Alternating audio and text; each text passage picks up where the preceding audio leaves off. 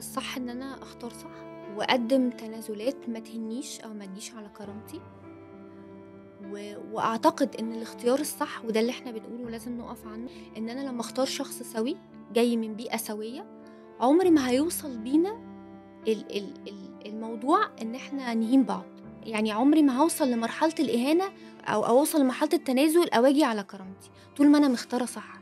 لكن انا ما اجيش اختار حد غلط وما عندوش جاي من بيئة غلط او مش سوي نفسيا، واجي اعاني بعد كده واقول ضربني او جه على كرامتي او هني وان انا عايزه اتطلق. ما هو كل فعل ليه رد فعل. انا دلوقتي اخترت غلط فلازم يعني اكمل.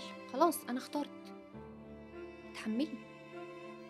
لو عيلتك كلها فضلت واقفه قدامك وقالت لك لا الشخص ده مش نافع، الشخص ده لا يصلح، وانتي قعدتي تصارعي اول حاجه اهلك وقلت لهم لا انا هكمل، انا تمام وانا مبسوطه وانا بحبه، وبعد اسبوعين ضربك وهانك وخلاص ده اختيارك، اتحملي اختيارك.